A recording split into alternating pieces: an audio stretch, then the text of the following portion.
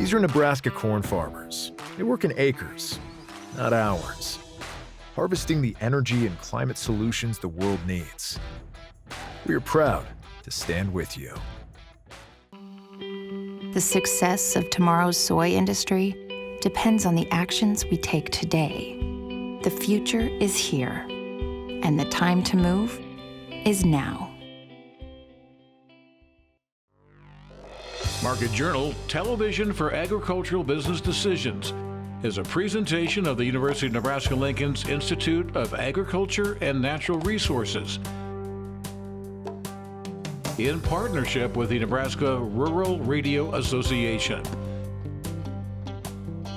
Promotional support provided by the Nebraska Farmer Magazine, and partial funding provided by the Nebraska Soybean Board and the Nebraska Corn Board.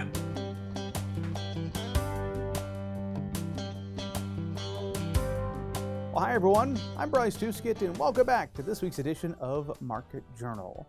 Harvest is officially underway across the Cornhusker State. The U.S. Department of Agriculture reporting in their weekly crop progress report issued on Monday afternoon that about 5% of the state's corn crop is out of the field. Soybean harvest, meanwhile, just getting started, coming in at 2% complete, with 60% of fields in Nebraska dropping leaves. Steve White, he'll be checking in from a field to see how one producer is approaching this fall's work. Also on this week's broadcast, we'll be talking farm safety, a very important reminder as we get into the very busy season that it is. Those segments and more are ahead, but first, cornleaf hopper presence has been confirmed in multiple Nebraska counties over the past 2 growing seasons. While economic damage is unlikely so far, this could be a corn pest that Nebraska growers may soon have to contend with. Market Journal's Bill Dye learned all about it inside the Big Red Building during this year's Husker Harvest Days. Yeah, so the corn leaf hopper, we found it for the first time in Nebraska last year. This year we found it. It's in a handful of counties right now where we've confirmed it. Not in very high numbers, but it's a standard leaf hopper. It's a really tiny insect. It's kind of hard to catch them. They jump around. They move really fast. But the reason we care about them, at least the corn leaf hopper, is that it's the vector of corn stunt disease. And so corn stunt disease, it's caused by, there are actually 4 different pathogens that are in this corn stunt complex. But the one that we confirmed in Nebraska last year was the corn stunt spiroplasma. And again, the corn leaf hopper, it vectors the spiroplasma as well as the other pathogens that cause corn stunt. Why do we even care about corn stunt? Well, it's a very showy disease. It can kind of turn the corn red. It makes it a lot shorter. But the one message that I really want to impart is that at least in Nebraska, it's not something that should be a problem or really cause any large economic concern. All of the research indicates that these corn plants have to be infected very early in the growing season. And since we didn't even confirm the leaf hopper in Nebraska until just recently, there's not going to be near enough time for that even if the leaf hopper did transmit the disease, there's not near enough time for that disease to cause problems for the plant. So corn stunt, it may be something that we just start to see fairly often at the end of the growing season, but for the most part, it's not something that we should have to worry about causing economic harm. Yeah, as far as management, it's really hard to manage leaf hoppers in general. They're literally blown around in the wind. So, you can do one thing, your neighbor, if they're not doing something, it's going to be really hard to control. But also, since there's not an economic impact in Nebraska, we don't need to be worrying about spraying for these leaf hoppers at all. So really no management, ideally something that you're not even going to worry about. You may see it in your fields, but again, won't cause any real problems. The only other thing that I will say is if you are seeing anything in your field where you're not sure what's going on, the Plant and Pest Diagnostic Clinic is here to help. Our email address, plantclinic@unl.edu. Shoot me an email with some pictures and we can try to figure out those issues. Thanks for that story, Bill. If you'd like to learn more about this issue, we've included a link to an informative Crop Watch article along with the story. Find that on the Market Journal homepage. As I mentioned, harvest, it could be a race against the clock this time of the year, but safety cannot take a back seat. As equipment gets bigger, the risk of striking overhead power lines grows. Steve White takes us to Hamilton County to show us what we need to know. During harvest, one wrong move can quickly become an emergency. Equipment is big, time is short, and if you cut corners, we'll see what can happen. Getting a bug's eye view reminds us how big today's harvest equipment is. It's easy to forget how close those augers and carts can come to power lines. A simple mistake can turn into a life-threatening emergency. Southern Public Power came out to demonstrate the risks as Zeb Graham reminds farmers, especially seasonal help, safety isn't optional. Refresher for the farmers out there, look up, look out, and live is kind of the slogan that we live by. We try to pass that on to our customers. Yeah, and measure that up, Trevor. It's a tale of the tape. The measuring tape, that is. While Joe Gustafson of Hamilton County may feel he knows every inch of his equipment, he found that's not actually the case. On this particular one, I do not know the clearance of this auger, but now I guess I'm going to have to learn that. Harvest ramps up with extra hands, as farmers like Gustafson may have seasonal help, and they don't know the land the way the farmer does. I know it's fun for us. We have seasonal help, and they ask a lot of questions that really make me think and make me ask questions, and so it's kind of good. It's good for everybody. Gustafson equips his rigs with rear cameras to spot tailgaters as he avoids sitting on the road.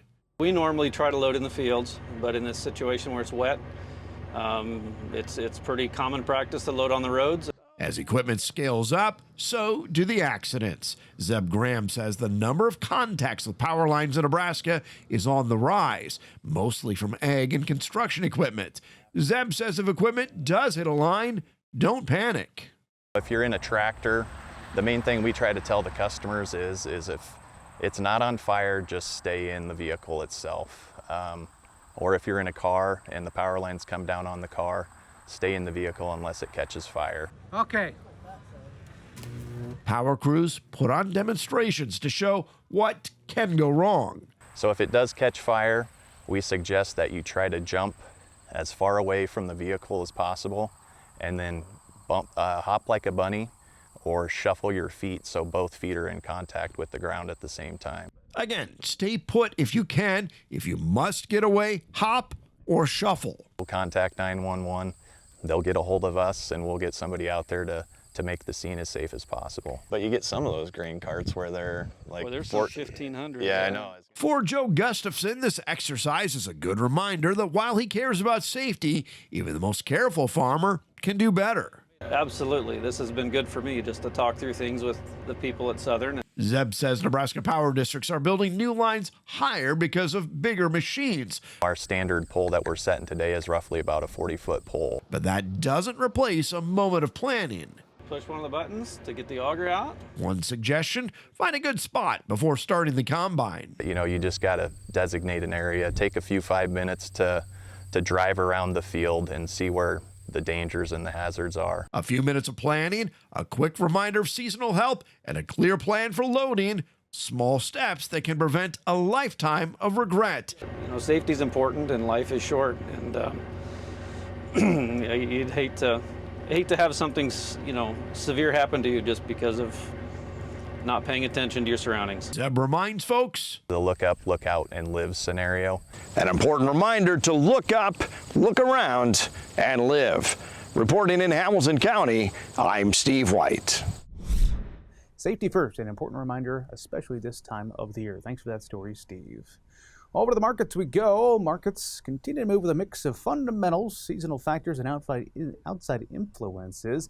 Joining the broadcast this week to break it all down is Darin Newsom. He is a senior Barchart Analyst. Darin, we appreciate your time as always. I wanted to jump into some news that has been making the headlines this week. Argentina reinstates their grain export tax after $7 billion in sales. That was their cap that was reached. Has that had a pretty big impact on us here domestically? It's an interesting issue. What it does, is it certainly, let me start from the beginning here. What it does is it supposedly was some sales to China for shipment during the prime time for U.S., the 6 months that U.S. dominates or used to dominate the market. So in that respect, yes, because what it does is it pushes back any chance of the U.S. having much of an influence on the market. I mean, the U.S. has already been made a secondary player in the global soybean market. And it seems like the goal is now to even possibly remove it from the secondary status as we see more players coming in from South America. You know, what we're seeing here in Argentina, still the world's #1 soybean meal exporter. And who knows, maybe Uruguay and others could get in on the game here before too long. All right, Darin, let's take a look at commodity specific here. Let's start with corn, the December chart. You take a look at it, really in a sideways pattern since about the first day of September. What's been keeping us range bound here in corn? The biggest thing that's going on in corn right now is we know it's harvest time, so we've got enough new supplies coming in to offset what's still pretty decent demand for U.S. corn. So we've got a stabilized market here. We've got, I guess, a market that's reached equilibrium or something like that. But as we look longer term, we see the May July future spread is bullish. So what it's telling us is that there is a more bullish outlook for some supply and demand as we get into next spring or next planting season. And so the investment side of the market can look at this and see it as well. And so it's going to keep some money possibly coming in. So covering short futures positions in the corn market, possibly looking to go long. And this is just working to offset any of the commercial pressure we're seeing tied to the harvest that's going on so far. Meanwhile, on the soybean front, took a pretty big hit over the past week. What was driving that, the beans to the downside? Biggest thing is, again, there's just really no demand for U.S. soybeans. We've taken ourselves out of the global market. We know it doesn't matter how large the crop is that's coming in, it's going to be plenty. And we can see this not only with the immediate national soybean index continues to drop, but we can look at the Nov Jan-March spreads and so on, and see that there's just really no concern right now for U.S. Supply and demand as we head through the next marketing year. Meanwhile, whenever you're on the program, I'd like to get a question here about wheat for our wheat growers that are joining us today. We look at the futures market, and we're still above the $5 mark, but that's well off some of the highs we saw just a few months ago. Is this kind of a holding pattern place due to the fierce competition across the globe for wheat? Yeah, I mean, you're absolutely right. I mean, there is a lot of competition around the world for wheat, and we've seen the Chicago contract. I got to go back and look at the Kansas City, but the Chicago, I'm aging myself there. It's soft red winter and hard red winter now. But the soft red winter contract, December issue, has posted new contract lows here this week. So again, there's not any real reason to sell down here, but there's also really no reason to buy. We can see fundamentally U.S. isn't going to be running out of wheat anytime soon. We are seeing a little bit of an uptick in demand based on what we're seeing in weekly export sales and shipments numbers, but it's nothing extraordinary. So yeah, again, this market just really doesn't have much of a reason to do much of anything at all. You brought up the export sales. I'm going to jump back to corn for a second. We continue to see Mexico be a pretty big buyer of U.S. corn. I think that the reason for that, at least in part, has to do with the fact they're trying to feed out the cattle that are no longer able to be shipped across the border into Texas? Yeah, that's certainly one of the reasons why, possibly. I mean, we also have the ongoing tariff. Is the U.S. going to put more tariffs on? Are they going to take? They're not. We know they're not going to take it off. Are they going to raise levels? So there's all this nonsense going on. But yes, Mexico still has demand for corn. They're still buying it up as best they can. And so again, as we talked about earlier, there's still solid demand, and it's enough to offset the increase in supplies that we're seeing due to harvest. All right. Well, as I mentioned, the U.S.-Mexico border is closed to live cattle imports. That's due to New World screwworm. We have that about a week ago. USDA confirmed that was within 70 miles of the border. So an interesting development there on the New World screwworm front. And on the cattle side of the equation, Darin, get your thoughts of what's happening there. Box beef prices continue to slide. Meanwhile, the futures market is holding up decent, I guess, as you compare that to what we're seeing in the cash. Your thoughts on cattle? Yeah, I'll try to be careful with what I say here, but I don't think we can read much into the boxed beef market, because since the U.S. president made his announcement that he was going to lower beef prices, we've all heard this before, the USDA, where we all know the U.S. Ag Secretary is one of the main cheerleaders for the U.S. president, and boxed beef are USDA reported prices only. There's really no science to them. We have not seen an uptick in boxed beef since the president made that announcement. And I find that more than just a little bit curious, given the fact that we haven't seen cash markets actually break, and the feeder index itself continues to move higher. So I do think we have to take the boxed beef market with a grain of salt. We have to look at the cash markets. We can look at futures. Yeah, I mean, they could be in a little bit of a concern up here because they seem a little bit overbought, a little top heavy. But on the cash side, we just aren't seeing a big break in the cash markets. Well, let's get your final thoughts. As we've mentioned multiple times, harvest is underway. Producers making decisions what to do with their grains. What kind of advice do you want to leave us with? Yeah, we have to. I think that we can be a little bit cautious in here. If we get a chance to sell some soybeans, we certainly can. Particularly if we've got them hedged, we can start rolling them out to the Jan, March, and so on. On the corn side, I know everyone likes to hold the corn, or most people like to hold corn, and so there is that opportunity. I think because the market does act like it wants to go up because of that May July spread, and we're also starting to look at at next year's planting season as well, based on the 2026 no soybean corn spread. See where that leads us over the fall and the winter. Going to get Darin's thoughts there of what's impacting the grain markets this week. As a reminder, we love to hear from you. What's on your mind when it comes to marketing your commodities? If you've got a question you want me to ask one of our analysts, we invite you to get in touch with us on social media so I can pass your question along. Greg Grieving attended his very first Husker Harvest Days, and it was the very first Husker Harvest Days back in 1978, and he hasn't missed a show since. Today, the Chapman, Nebraska farmer still makes that trip each year, now with his sons, Shane and Jeremy. But Grieving does more than just attend. He's also a member of the Agricultural Institute of Nebraska Board, a group that partners with Farm Progress to put that event on each year. You can read more about the Grieving family, their operation, and the work of the board in the September issue of the Nebraska Farmer. It is now that time of the show where we get a check of weather with Nebraska Extension's Eric Hunt. Eric, we've had some scattered showers across the state early in the week with harvest officially underway for producers. How are things looking as we turn to the next 7 days or so? Thanks, Bryce. Definitely have a nice 4 or 5 day window coming up. Maybe a little chance of showers by later in the week. More on that in a second. First, though, we are finishing up National Farm Safety and Health Week. So Crop Watch does have some articles on here about farm safety. Again, your safety is our main priority. In terms of central weather, really nothing coming up here in the upcoming days. Ridging will be prominent over the north-central portion of this continent. That'll keep us warm and dry. We should have relatively light wind speeds as well. Expect a lot of days of afternoon temperatures, upper 70s, about the mid-80s, maybe a couple days in the upper 80s across the northern portion of the state, but not looking to set record temperatures. In terms of precipitation, basically looking at almost nothing, or basically nothing here for most of the central portion of the U.S. Through at least the middle portion of this next week. So again, I think we should have at least a 5 day window coming up here with no precipitation for anywhere in the state, probably the broader region as a whole. By the time we get to the middle of the week, though, like towards Thursday, we are looking at that ridging pushing a little bit toward the east. We're back in southwest flow here in the plains. And that'll also, we'll also have some shortwave energy coming in here toward the north-central portion of Nebraska by the time we get to Thursday morning. That will open up some chances for rain and some thunderstorms across most of the state by at least early Thursday morning. Now, we're not looking at a significant amount of moisture coming into the system, and it doesn't look like a particularly potent shortwave. Nevertheless, we may be looking at a good portion of the state receiving maybe a tenth, a quarter of inch of rain. And given what's been on known so far this fall, there's a possibility we could maybe get a little bit more than this. Obviously, at this point this fall, some of the rainfall projections have been definitely underestimated, at least for some places.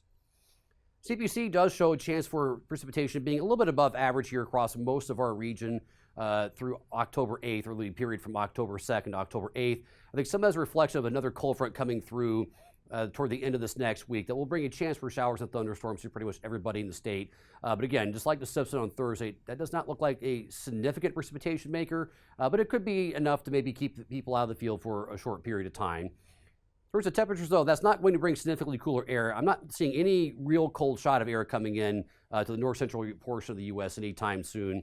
We're likely to remain above average for high temperatures for the foreseeable future, I think. Only exception may be parts of western Nebraska, maybe a little on the cooler side for high temperatures on Thursday, maybe into Friday if we have some cloud cover and some precipitation. For the most part, though, I think we're going to be generally at highs in the 70s to 80s and lows generally remaining above average. No real immediate frost risk coming in. Matter of fact, I was looking at something on ensembles. I'm not seeing any real chance of frost anywhere in this portion of the country for the next 2 weeks. Precipitation, it's been a pretty wet month here across most of the states, particularly here across portions of southwestern Nebraska, where it's been the 6th wettest September on record. This is a big change compared to what we've had in recent Septembers. This is by far the wettest September we've had so far this decade. And we did have some significant precipitation overnight on Monday and early Tuesday across portions of eastern Nebraska. Some decent thunderstorms also across the northern portion of the state on Monday. Some precipitation fell across portions of southwestern Nebraska on Tuesday morning. Drought monitor, again, we've seen some significant changes here of late here across portions of south central and in portions of central Nebraska. We did see a little bit of abnormal dryness put in here in the drought monitor across portions of northeastern Nebraska the last couple of weeks. It's been kind of sneaky dry up there. Yield projections, this is the latest from Crop Watch. We are looking at, based on just weather alone, average yields expected across most of the I states, above average on rain-fed here across portions of eastern Nebraska. And this VIERS net primary productivity model. This is based on satellite reflectance and a model. It does show the highest yields occurring across southern Minnesota into central Illinois. And this is a tepid precip round for the week ending September 20th, 2025. Back to you, Bryce.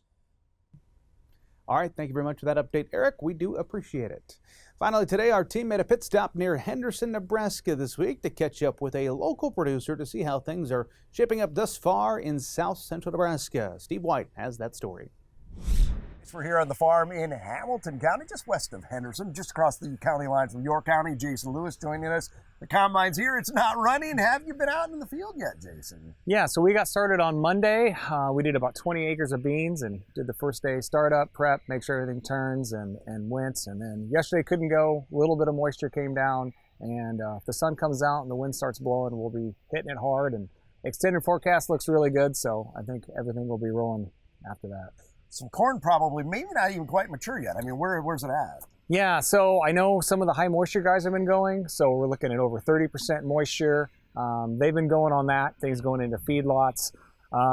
Coffee shop talk, morning talk, everybody's kind of looking and seeing, and everything, all the corn looks to be at that high 30s, so probably going to be a couple weeks out. I know some guys, talking to them, their corn hasn't even hit black layer yet, so still, got to go through maturity and we got to dry down, but with this rain, we've got the moisture, and that's fine. You can pack on some test weight for us, and we'll get to it here pretty quick. You mentioned the moisture. Really around this area, this year did really well, but 2+ years, not a lot of moisture around here. Yeah, it started out this year, too. Really, really dry planting. Right. We had to irrigate it in to get it up and get chemical in, and then after that, we really caught a lot of timely rains. Ran pivots a little bit, some of it for fertigation. Some of it, just keep that soil moisture up, but definitely a wet year, definitely a humid year. We're seeing the results, big disease year this year. So Southern Rust came in our area pretty strong, and then tar spot is one of the new ones that just came in. And I think this is the first year we're going to see widespread incidents of tar spot and see how that affects things. You preempted my next question. I was just going to ask you, both tar spot and Southern Rust. You definitely have seen both of those. Yes, I think around here it's been in about every field. Okay. And last year it was around and you could find it, but I don't think it caused problems. Most people, I would say, definitely sprayed, a fungicide application once. I did it twice just because a tar spot lasts for so long to make sure that it doesn't damage you and we get stock quality. The 2 applications are at, so we'll see how it ends up. But yeah, it was definitely a disease year this year. Do you remember another year when you've seen Southern Rust in particular this bad? Not this bad. I mean, it was one of those ones you're always worried about. Like, the scouts are always there, and because again, Southern Rust comes from the south, and blows in annually, and this year, but yeah, just with the rain and the humidity this year, it just exploded. Yeah, and that's one of those. It could be a problem again next year, or we might not see it again for a number of years. I mean, you just don't know. Don't know how that is, and we'll have to see how tar spot it should, now that it's here, it should persist. But talking to people in Illinois and Iowa, some years it flares up and some years it doesn't. So we'll have to see how that goes. Let's talk soybeans for a minute. How have soybeans looked? Have you seen any disease or insect pressure there? Yeah, so with the humidity, I know that we had a little bit of disease pressure on some of the fields, especially if they were drilled in, so you didn't have the canopy air exposure to let it come through, the powdery mildew. But not that we've seen, and for the few guys that have gone on beans, it seems like it's going to be a good bean year. So all in all, given that you've had some disease pressure, some different challenges, generally, where would you rate how this crop's going to come out? So beans look like they're going to be pretty good. Over APH, I think beans will be good. Corn, I I guess I'm going to disagree with the USDA numbers. Sure. I don't think we're going to hit the top end. Even if you sprayed it, even if you took care of that disease pressure, it's going to take some off the top. So I think we'll have some fields that'll be good and probably variable, but I don't think we're going to be bumper crop this year. Not like I think last year. I think we had a really good one. Still, though, it's probably a pretty good sized crop. And as a member of the National Corn Growers, you're still probably looking for some markets. Is that fair to say? That would be extremely fair to say. So I don't think it's going to be a disaster, and I don't think we're seeing that even out of the I-states. Major problems there. They've been rolling a little bit longer than we have. So, no, still pushing for more market access. Still trying to get E15 through. That would be a major push on the national level if we can get that done. Just need to find a vehicle that we can attach it to. But I know our congressional people are working hard on it, and we appreciate their work. Nationwide, year-round E15, you would take it. I would take it right now, and I would love to put that issue to bed and just be done with it. So. Well, maybe we'll see, but in the meantime, wish the best for you this harvest. Yeah, everybody stay safe out there and have a good harvest. Thanks to Jason for having us out on his operation, and thanks to Steve White for all his contributions on this week's show. One of my favorite parts of Market Journal is when we hear from you, the producers, directly out in your fields to hear how things are looking in your area of the state. If you want to be featured by our team, we encourage you to drop us an email at marketjournal.unl.edu. Now, before we go, I want to let you know of an upcoming event that might be an interest to you. Next Thursday, October 2nd, UNL Center for Agricultural Profitability is set to host a webinar titled Pasture, Rangeland, Forage Insurance, Strategies and Performance. With coverage on over 8 million acres in Nebraska, Pasture, Rangeland, Forage Insurance has become a part of doing business for many livestock producers in the state. The sign-up deadline for 2026 is coming up December 1st. In this webinar, we'll be discussing several coverage strategies associated, implications, and historical performance of the program using examples from Nebraska grids. An overview of the insurance product and performance will also be provided to help producers decide if and how they may want to incorporate this insurance into their risk management plans. Now, if you're interested in the event, we've included a registration link along with a story. Find them both at marketjournal.unl.edu. That is going to do it for this week's show. If you did miss one of our stories, you can download the Market Journal mobile app, and as always, you can follow us there on social media to join in on the conversation. We hope to see you right back here next time, but until then, I'm Bryce Duskett, wishing you a safe and productive week. Join Market Journal online at marketjournal.unl.edu. You can also follow us on Twitter, Instagram, and Facebook. Promotional support is provided by the Nebraska Farmer Magazine.